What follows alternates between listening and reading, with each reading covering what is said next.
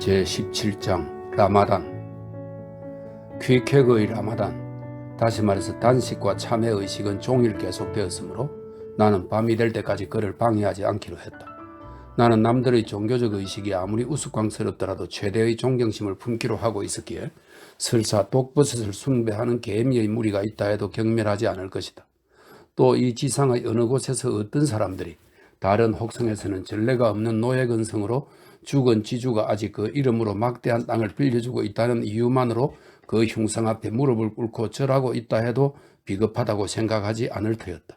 선량한 우리 장로 교인들은 이러한 문제들에 관대해야 하며 이런 대상물의 반쯤은 미친 듯한 자부심을 갖고 있다고 해서 이교도 같은 사람들에 비해 우리 자신들이 월등하게 우수하다고 생각해서는 안 된다. 지금 여기에 있는 퀴케거라는 사람이 요조와 라마단에 대해서 아주 기괴한 신앙을 가지고 있는 것은 사실이다. 그러나 그게 어쨌다는 건가? 퀴케거는 자신의 신앙에 통달해 있다고 생각하는 모양이었다. 만족하고 있는 듯하니 그대로 내버려 두면 되지 않겠는가? 그와 종교에 대해 토론을 한다 한들 무슨 소용이 있겠는가? 내버려 두기로 하자. 신이여, 장로 교파이건 이교도이건 묻지 말고 우리에게 모든 자애로움을 내려주옵소서. 우리는 모두 머리가 어떻게 된 모양이니 절실히 고칠 필요가 있나이다. 해질 무렵 그의 수행 예배도 모두 끝났으리라고 생각되었기 때문에 방으로 가서 문을 두드려 보았다. 대답이 없었다. 열어보려 했으나 안으로 잠겨 있었다. 퀴케거 하고 조용히 열쇠 구멍으로 불러보았다. 잠잠하였다. 이봐 퀴케거, 왜 잠자코 있는 거야? 나야 이스마엘일세. 그러나 여전히 아무런 소리도 없었다. 나는 불안해졌다. 무척 오래 내버려 두었기 때문에 그동안에 쫄더라도 한 것이 아닐까? 열쇠 구멍으로 들여다보았으나 문은 방 한쪽 구석 모퉁이를 향하고 있었으므로 그 구멍으로는 왼편의 사물들이 약간 뒤틀려 보일 뿐이었다. 침대의 발판 일부분과 벽의 가는 줄뿐, 그 밖에 아무것도 없었다. 놀랍게도 그 벽에 퀴케거의 작살 자루가 세워져 있는 것이 보였는데 이것은 분명히 어젯밤 우리가 방으로 들어오기 전에 부인이 뺏어서 맡아둔 물건이었다. 이상했다. 그러나 아무튼 작살은 거기에 세워져 있고 그는 그것을 갖지 않고 외출하는 일은 전혀 없었으니까 그가 방 안에 있으면 분명했다. 퀴케거. 그래도 여전히 조용했다. 무슨 일이 일어났음에 틀림없었다. 졸도일까? 나는 문을 부수려 했지만 그 문은 꿈쩍하지도 않았다. 계단을 뛰어내려가 가장 먼저 눈에 띈 하녀에게 재빨리 이 의심쩍은 상황을 말했다. 어머나 저런, 하녀는 외쳤다. 저도 어쩐지 이상하다고 생각했어요. 아침 식사가 끝나고 침대를 치우려고 갔더니 문에 자물쇠가 잠겨있고 쥐새끼조차도 들리지 않더군요.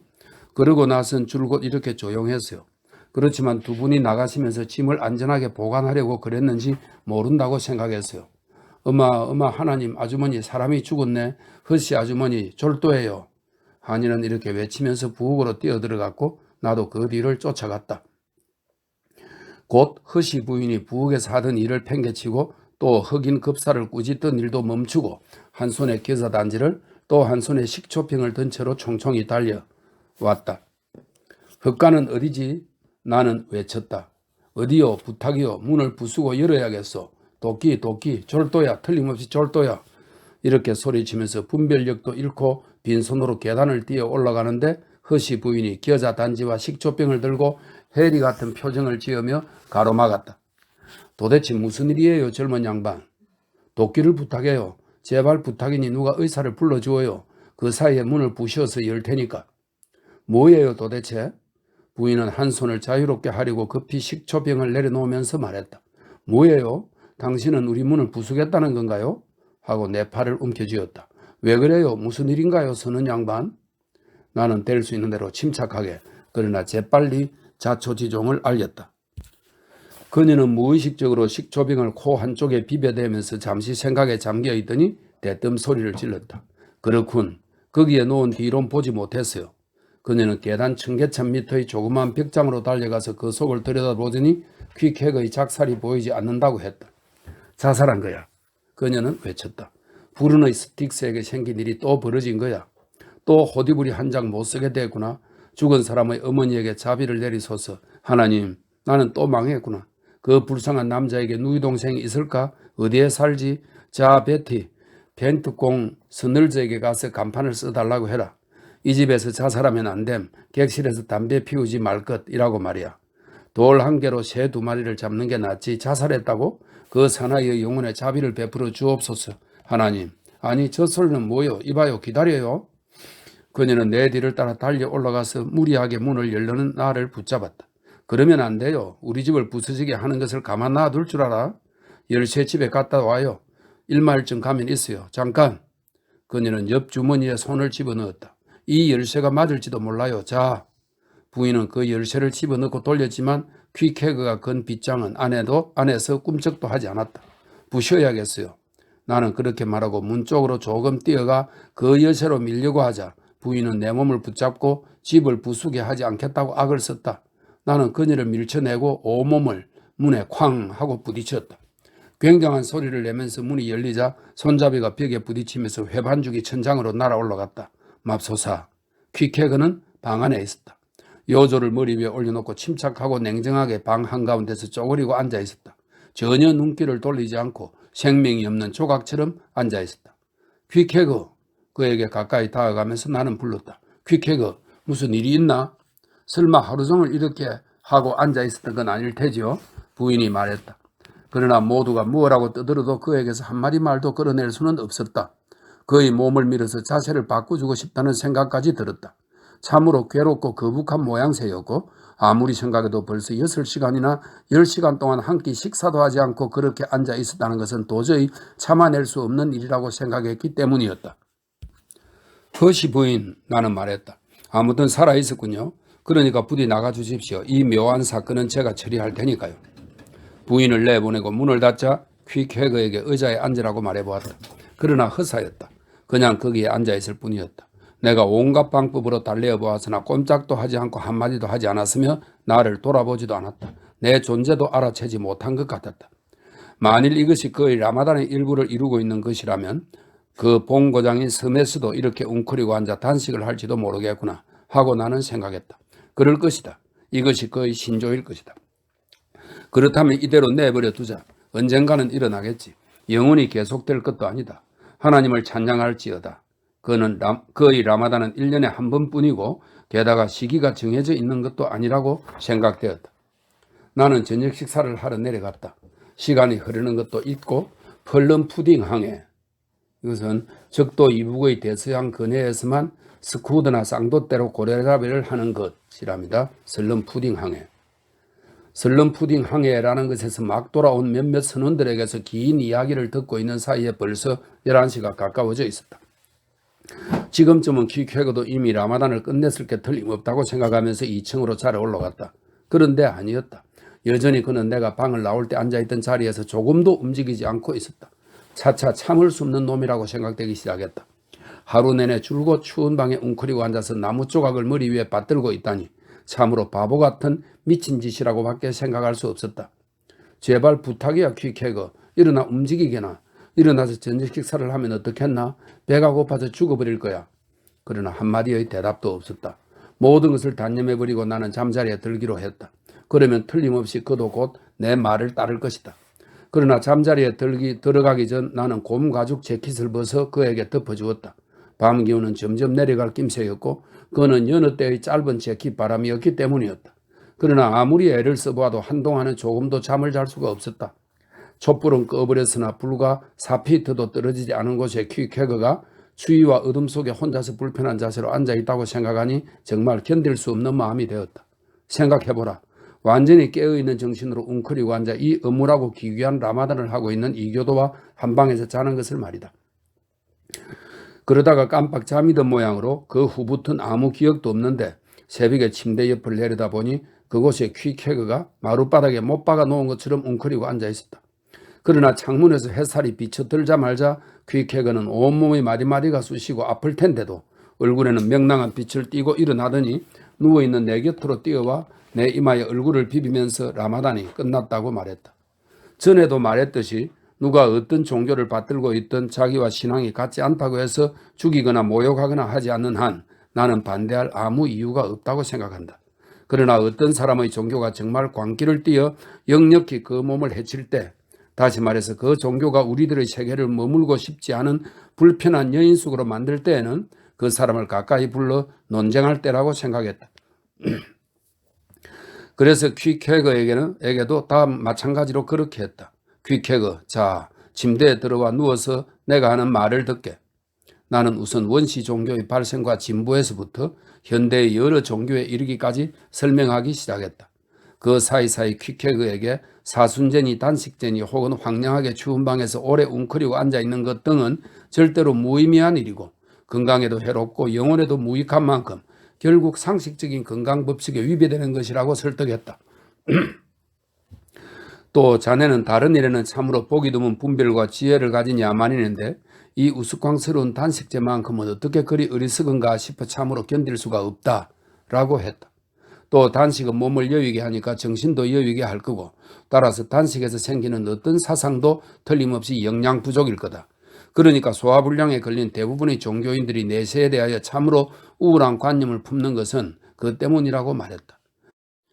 나는 다소 산만하게 한마디로 말이야 퀴케거, 지옥이란 찐 사과를 먹고도 소화불량에 걸린 자들에게서 처음으로 생겨난 관념이었고 그것은 단식제가 만들어낸 위장병 환자에 의해 대대로 계승된 것이라네 하고 말했다. 그리고 퀴케거가 잘 알아듣도록 그 관념을 쉽게 표현하기 위해 자네는 배를 알아본 일은 없나 하고 물었다. 그랬더니 지금도 잊혀지지 않는 단 한 번 외에는 없다고 그는 대답했다. 그 한 번이란 그의 부왕이 큰 전쟁에 이겨서 오후 2시께까지 50명의 적을 죽이고 그날 밤 적석에서 모두 요리에 먹고 난 큰 잔치 뒤의 일이었다. 그만 됐네 퀴케거. 나는 떨면서 말했다. 그 정도면 됐어. 그 이상 듣지 않아도 모든 것을 알 수 있었다. 그 섬을 찾아간 일이 있는 한 선원을 나는 만난 적이 있었는데 그 사나이야말로 그 섬에서는 싸움에 이긴 뒤의 관례로 성자의 광장이나 정원에서 죽은 사람을 통째로 모조리 구워서 하나씩 커다란 나무 쟁반에 담아 필라프처럼 빵나무의 열매나 야자 열매를 사이에 곁들이고 그 입속에 파슬리 잎을 넣어 성자의 인사말을 곁들이면서 마치 이 선물이 크리스마스의 칠면조나 되듯이 친구들에게 나누어 준다는 것이었다. 결국 나의 종교론이 퀴케그에게 깊은 인상을 주었다고 생각되지는 않는다. 왜냐하면 첫째로 그는 종교란 중대한 문제에 관해서는 제 의견 이외에는 듣기 좋아하지 않는 것 같았다. 둘째로 아무리 나의 관념을 쉽게 풀어 말한다 해도 그는 3분의 1도 이해하지 못했다. 셋째로 그는 참다운 종교라는 것에 대해 나보다 잘 알고 있다는 확신을 갖고 있는 듯 했다. 일종의 연민의 정을 담고 나를 바라보며 이런 영리한 젊은이가 이단적인 복음의 신앙에 빠져 있다니 얼마나 한심한 일인가 생각하고 있는 모양이었다. 이윽고 우리는 일어나서 옷을 입었다. 퀴케그는 아침 식사로 온갖 종류의 차우들을 정신없이 먹어치웠다. 그렇기는 해도 주인 여자는 그의 단식으로 말미암아 크게 이익을 보지는 못했을 것이다. 우리는 밖으로 나와 넙치의 가시로 이를 쑤셔대면서 피코도 쪽으로 어슬렁어슬렁 걸어갔다. 제18장 서명. 작사를 짊어진 퀴케그가 내가 배 쪽을 향해 부둣가 끝으로 걸어가고 있을 때 배의 천막에서 필레그 선장이 거친 목소리로 뭐야 자네 친구가 식인종이라고는 생각하지 못했어 라고 소리치며 이 배에는 미리 서류를 제출하지 않은 식인종은 태울 수 없다고 했다. 필레그 선장 그거 무슨 뜻인가요? 나는 부둣가에 세워놓은 채 배전으로 뛰어 올라가며 그에게 물었다. 서류를 내놓으란 말일세. 필레그가 대답했다. 그러니까 빌데드 선장이 쉰 목소리로 필레그의 천막 뒤에서 얼굴을 내밀며 말했다. 개종한 증거가 필요해. 그러고 나서 퀴케그 쪽을 돌아보며 덧붙였다. 어둠의 자식 같으니라고. 현재 어떤 그리스도 교회에 속해 있나? 그야 제1조합교회의 일원이죠. 내가 나섰다. 여기서 말해 두겠는데 렌트키스의 배를 타는 문신한 야만인들은 대부분 결국은 교회에 들어가서 개종한 사람들이다. 뭐라고? 제1조합교회라고? 듀트로노미 콜먼 집사의 교회 신도란 말인가? 빌데드는 외치면서 안경을 꺼내어 크고 누렇게 나렴된 손수건으로 소중한 듯 닦아 쓴 후 천막 밖으로 나와 뱃전에 뻣뻣이 몸을 기대고 한참 동안 유심히 퀴케그를 지켜보았다. 언제부터 일원이 되었나? 그러고 나서 내 쪽으로 몸을 돌리며 말했다. 이봐, 그다지 오래지는 않았을 테지. 그럴 거야. 필레그가 말했다.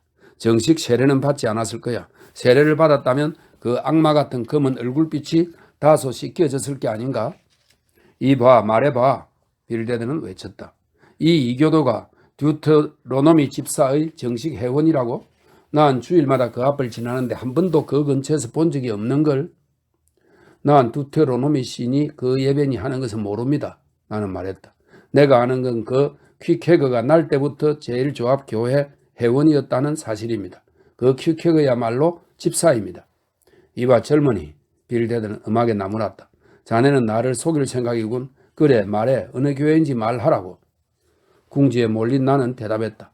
말씀드리죠. 빌데드 선장님도 나도, 빌레그 선장님도 이 퀵해거도 우리 모두, 그리고 우리 어머니들의 모든 자식들과 그 영혼에 속해 있는 태고 이래의 전통 교회입니다. 신을 숭배하는 온 세상 사람들이 만들어낸 영원하고 위대한 조합입니다. 우리들은 모두 그 조합원입니다. 다만 일부 사람들이 요즘 그 훌륭한 신앙을 이상하게 곡해해버린 겁니다. 우리가 모두 손을 잡는 것이 그 훌륭한 신앙입니다. 손을 잡는다는 말인가? 빌레그가 외치며 다가왔다. 이봐 젊은이, 선원이 되는 것보다도 배의 목사가 되는 편이 좋겠군. 이런 훌륭한 설교는 들은 일이 없는걸. 듀트로노미 10집사, 아니 네플 목사 같은 사람이라도 못 당하겠는걸. 자 타라고. 서류 걱정은 하지 말게. 이봐 거기 있는 퀴호그 뭐라 했던가? 그 퀴호그도 올라오라고 하게. 이거 굉장한 작사를 갖고 있군. 그래 상당한 물건이 모양인데 게다가 솜씨도 나쁘지 않겠는걸. 이봐 퀴호그인지 뭔지 하는 놈, 고래잡이 보트 뱃머리에 서본 일이 있나? 고래를 콱 찔러본 일은 있나? 퀵해거는 한마디도 하지 않은 채 거친 태도로 배전에 뛰어올라 배 옆에 매달린 포경보트의 뱃머리로 뛰어올라 타더니 왼쪽 무릎으로 버티고 작사를 겨누면서 이렇게 고함을 질렀다. 선장님, 저기 저 물에 조그만 탈의 방울이 보이죠? 됐어. 저게 고래의 양쪽 눈이야. 좋아. 자. 그가 작사를 정확하게 겨누어 빌데드의 차양 넓은 모자 위로 휙 던지자 작살은 가판 위로 깨끗하게 가르고 지나가 저 멀리 반짝이는 타르 방울에 부딪혔다. 보라고. 조용히 밧줄을 잡아당기면서 퀵해그가 말했다. 저게 고래 눈이다. 저 고래는 죽었다. 빌데드 빨리 해. 빌레그가 제 머리 위로 아슬아슬하게 날아간 작살에 기겁을 해서 선실 입구 쪽으로 물어나 있던 빌데드 선장에게 말했다. 이봐 빌데드 빨리 하라니까. 서둘러야지. 서류를 서둘러. 저 해지오그, 고슴도치를 말합니다. 저 해지오크, 아니 퀴오그란 놈 우리 보트에 태워야 해. 이봐 퀴오그 90번 배당이야. 이 낸트킷에서 작살잡이에게 그런 배당을 한 적은 없어. 이렇게 하여 우리는 선실로 내려갔다. 퀴케그가 그곳에서 바로 같은 배의 선원으로 편입된 것은 커다란 기쁨이었다. 너무 실력이 좋으니까 특채로 고용이 됐네. 돈도 많이 받고. 드디어 필레그는 서명에 필요한 모든 준비를 마치고 나서 나를 보고 말했다. 퀴호그는 글을 쓰지 못할 테지. 이봐 크호그, 넌 이름을 쓸 텐가? 표시를 할 텐가? 퀴케그는 지금까지 두서너 번 이런 의식에 접한 일이 있었던 모양으로 그 말을 들어도 조금도 당황하지 않고 건네주는 펜을 잡더니 지면 적당한 곳에 그의 팔에 있는 기괴하고 둥근 모양의 문신과 꽃 같은 것을 그렸다. 그래서 그 서명은 필레그가 고집스럽게 잘못 부른 퀘호그란 이름과 더불어 대략 다음과 같은 것이 되었다. 이게 뭐 퀴호그, 히즈, 그다음에 뭐 그림을 하나 그려놓고 마크 이렇게 적혀 있네요. 그동안 빌데드 선장은 유심히 퀴케그를 지켜보고 있더니 이윽고 엄숙한 표정을 지으며 일어나서 옷자락이 넓은 윗도리의 큰 호주머니를 뒤져서 한 뭉치의 책자를 꺼내 그 중에서 종말의 날은 다가온다. 시간이 얼마 남지 않았다. 라는 제목이 붙은 것을 퀴케그에게 건네준 다음 그 손과 책을 함께 붙잡고 퀴케그를 진지하게 응시하며 말했다. 어둠의 자식이여, 나는 그대에 대한 의무를 다하겠다. 나는 이 배의 공동 선주이므로 선원 모두의 영혼에 대해서 소홀히 할 수 없다. 그대가 만일 아직도 그 사교에서 개종하지 않았다면 슬프게도 그럴 거라고 짐작하는데 간곡히 부탁한다. 언제까지나 악마의 종노릇을 하는 것을 그만두어 달라고. 우상의 마신, 소름 끼치는 악의 용을 쫓아내고 다가올 신의 노여움에서 달아나라고. 자신의 눈을 조심하라고 말이다. 오 자비로운 신이시여, 불타는 지옥에서 키를 돌려라. 빌데드 노인의 말 속엔 바다의 짠내가 아직 남아 성서의 말과 일상생활에 쓰는 말이 뒤섞여 있었다. 그만해 빌데드. 우리 작살잡이가 형편 없어지겠군. 필레그가 외쳤다. 믿음이 깊은 작살잡이가 훌륭한 항해를 한 적은 없지. 상어 같은 날카로움이 사라져버리거든. 상어 같은 맛이 없는 작살잡이는 한 푼의 가치도 없지.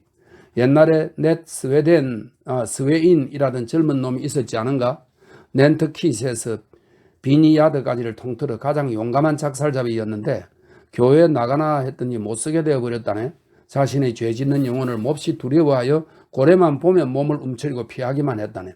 그 고래를 쫓다가 바닷속에 떨어지면 바다의 악령에게 붙잡혀 버릴 거라고 하면서 말이야. 필레그 빌데드는 눈을 치뜨고 두 손을 쳐들었다. 자네도 나도 위험은 한없이 겪어왔으니까 죽음의 공포가 어떤 것인가를 모를 리가 없는데 어쩌자고 또 그런 신을 두려워하지 않는 말을 하는 건가? 필레그, 자네는 자기의 마음을 속이고 있네. 생각해 보게나 다름 아닌 바로 이 피코도가 일본 섬 가까이에서 태풍에 돛대가 셋이나 부러졌을 때 자네도 에이허브 선장과 함께 탔을 터인 적 그때 죽음과 심판에 대해서 생각하지 않았나? 이거 참 우스운데. 필레그는 두 손을 주머니에 깊숙이 찔러 넣으면서 선실을 가로질러 끌었다. 괴상한 소리를 다 들어보겠군. 도대체 무슨 말을 하는 건가? 당장이라도 배가 가라앉으려 하는 판에 죽음과 심판이 어쨌다는 건가? 돛대 세 개가 쉴 새 없이 뱃전에 천둥 같은 소리를 내며 부딪히고 앞에서도 뒤에서도 파도가 머리 위로 덤벼 들리고 하는 판에 죽음과 심판을 생각하란 말인가? 아니, 그럴 겨를은 없었는걸? 목숨에 대해서만은 에이허브도 나도 생각했지.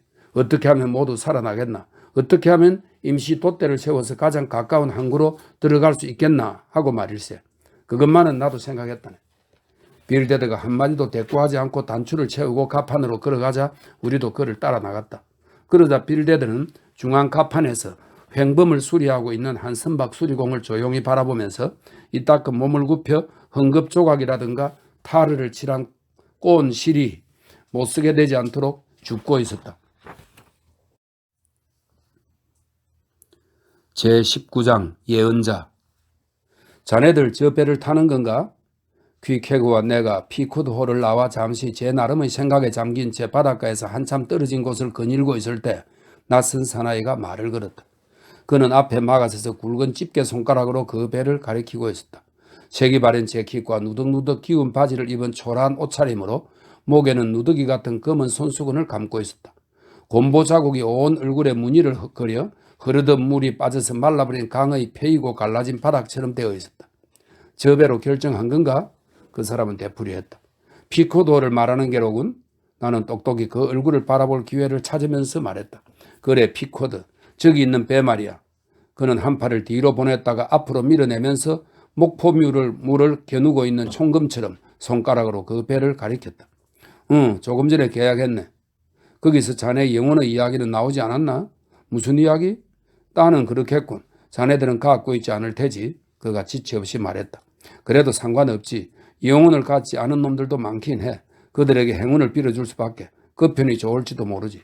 영혼이란 마차의 5번째 바퀴 같은 것이니까. 이봐, 도대체 무슨 말을 찌끄리는 건가? 내가 말했다. 그래도 그 사람이 다른 사람에게 없는 것을 보충할 만큼 충분히 갖고 있긴 하지. 그는 입을 실룩거리며 그 사람이라는 말을 묘하게 세게 발음하면서 불쑥 그렇게 말했다. 퀴케그. 나는 중얼거렸다. 가세. 이 친구는 어디선가 도망쳐 나온 모양이야. 우리가 모르는 사람에 대해 찌꺼리고 있는 걸세. 잠깐만. 그 사나이가 외쳤다. 따는 그렇군. 자네들은 아직 천둥영감을 본 적이 없나 보군. 천둥영감이 누군가? 그 미친 듯이 진지한 태도에 이끌려 내가 물었다. 에이허브 선장 말일세. 뭐라고? 우리 피코도의 선장 말인가? 그렇다네. 우리 같은 낡은 백군들 사이에선 그 이름으로 통한다네. 아직 만나지 않았을 테지. 아직 못 만났네. 앓고 있다는데 점점 좋아지는 모양이니까 곧 낫겠지. 곧 나을 거라고. 그 사나이는 비웃는 듯한 웃음을 크게 웃었다. 이보라오. 에이허브 선장이 낫는다면 그땐 내 이 왼팔도 나을 걸세. 그 사람에 대해서 알고 있나?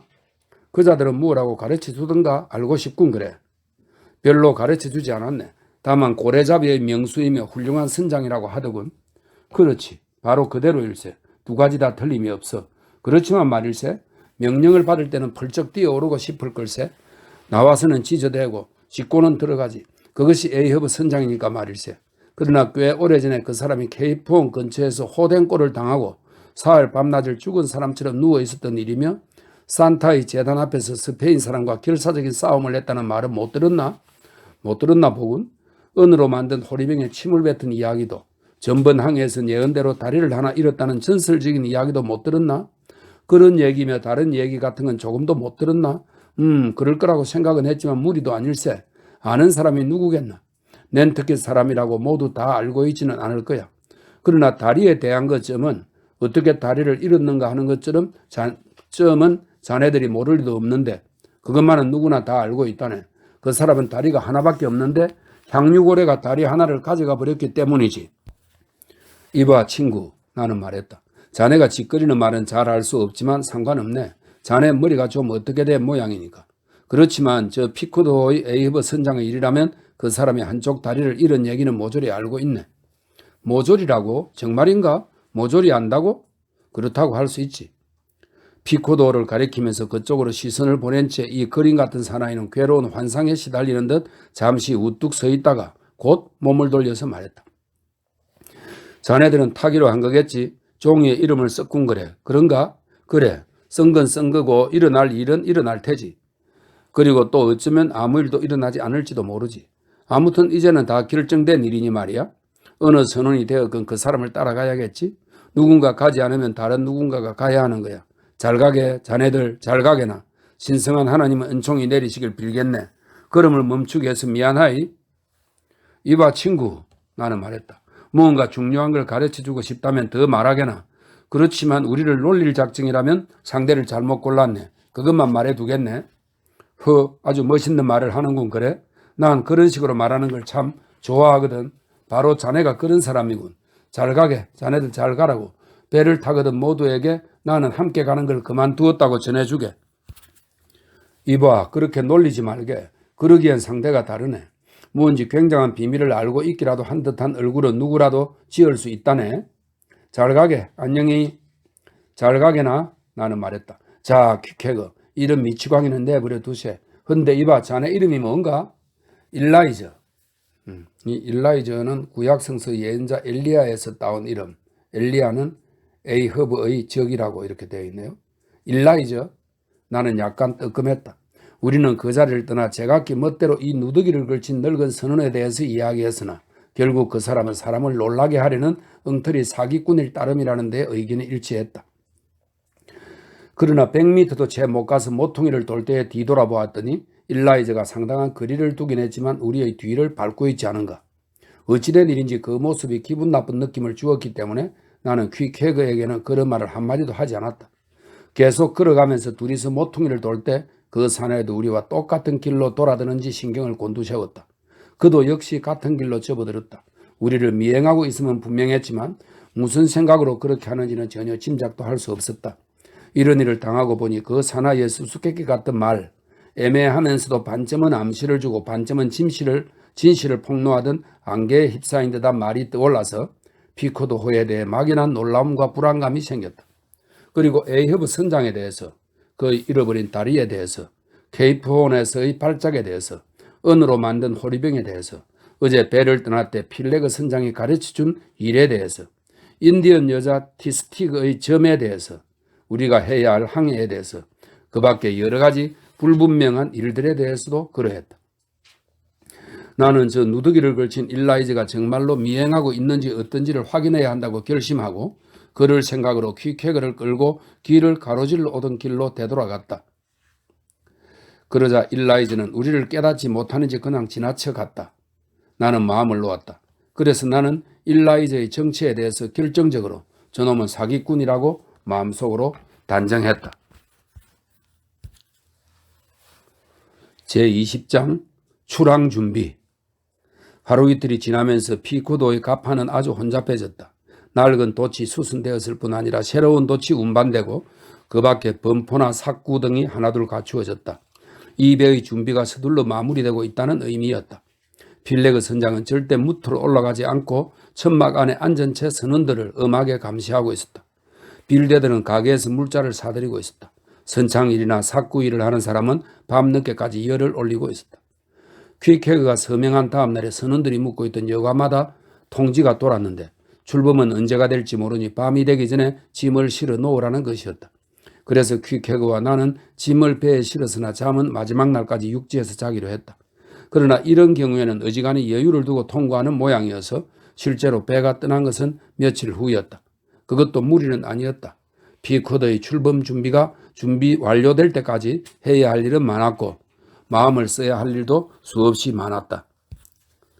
한 집의 살림에는 침대, 소스 냄비, 나이프와 포크, 삽과 부젓가락, 냅킨, 호두까는 집게, 그 밖에도 잡다한 물건이 필요하다는 것은 누구나 다 알고 있다. 고래잡이의 경우도 마찬가지여서 식료품 가게, 행상인, 의사, 빵집, 은행 등은 물론이거니와 멀리 떨어진 바다 한가운데서 버텨낼 3년간의 살림이 필요했다. 물론 상선의 경우도 마찬가지라 할 수 있겠지만 그것은 포경선에 뗄 것이 못 된다. 포경항해는 매우 장기간의 일이고 또 고래를 잡는 데 쓸 특수한 도구가 많이 필요한데 이것들을 기항하게 되는 먼 항구에서는 교체할 수가 없다. 게다가 포경선은 다른 어떤 배보다도 위험이 많이 따르며 특히 항해를 성공적으로 이끄는 데 필수적인 자재가 파손되거나 없어지거나 하는 일을 당하기 쉽다.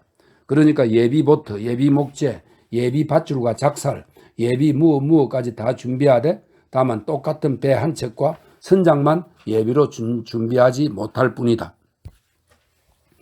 우리가 섬에 왔을 때는 이미 쇠고기, 빵, 물, 연료, 쇠고리와 쇠 막대기 등 가장 무거운 짐은 대부분 실려 있었다. 그러나 앞에서도 잠깐 말했듯 얼마 동안은 계속해서 크고 작은 종류의 온갖 잡다한 물건들이 배에 실렸다.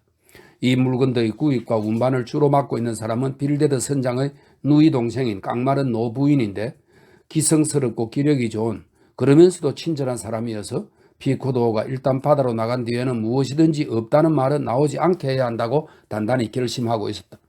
식료품 저장실에 피크를 담은 병을 들여오는가 하면 1등 항해사가 항해 일지를 쓰는 책상 위에 깃털 펜대 다발을 가지고 오고 또 한 번은 누군가의 등이나 허리에 생길 류머티즘을 위해서 플라넬 항뭉치를 가져왔다. 그 누구도 이 이름에 걸맞은 사람은 없을 것이다. 체러티, 자선이라는 뜻입니다. 체러티 아주머니. 사람들은 모두 그녀를 체러티 아주머니라고 불렀다.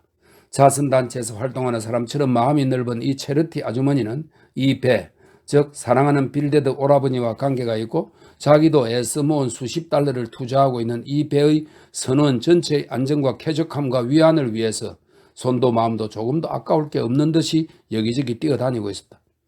그러나 마지막 날에 이 훌륭한 마음씨의 퀘이크 부인이 한 손에 기다란 고래기름 국자를 또 한 손에 더욱 기다란 고래잡이 창을 들고 배 위에 나타났을 때는 깜짝 놀라지 않을 수 없었다. 또 빌데드도 필레그 선장도 부인에 못지않았다. 빌데드는 필요한 품목을 적은 긴 종이를 들고 뛰어다니면서 물건이 도착할 때마다 종이 위에 표시를 했다. 그러면 가끔 필레그가 그 고래뼈의 곧 천막에서 어슬렁어슬렁 나와 아래쪽 백간 입구에 있는 사람들에게 고래고래 소리를 지르고 또 위쪽 돛대 꼭대기의 밧줄에서 일하는 사람들에게도 소리를 지르고 그러고 나서는 자기 천막 안으로 소리를 지르며 들어갔다.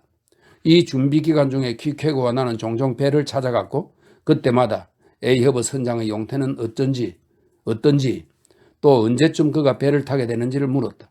그러면 사람들은 선장은 점점 좋아져 가니까 오늘 내일이라도 배를 타게 되겠지만 그때까지는 필레그와 빌데드 두 선장이 항해 준비에 필요한 만사를 돌보게 되어 있다고 대답하였다. 만일 내가 스스로에 대해 솔직하게 말한다면 이 긴 항해에 출항하자마자 절대적인 독재자가 될 사람을 한 번도 보지 않은 채 반쯤은 공상에 빠져서 이 항해의 운명을 걸고 있었음을 뚜렷하게 깨달았어야 했다. 그러나 사람이 어떤 꺼림칙한 것을 눈치챈 경우 만일 자기가 이미 거기에 끌려 들어가 있다면 은연중에 자기 자신에게조차 그 의욕을 감추려 하게 마련이다. 나의 경우는 그랬다. 나는 아무 말도 하지 않고 또 아무 생각도 하지 않으려 했다. 드디어 다음날 어느 시간에 틀림없이 배가 출범한다는 통지를 받았다. 다음날 아침 퀵해거와 나는 서둘러 출발했다.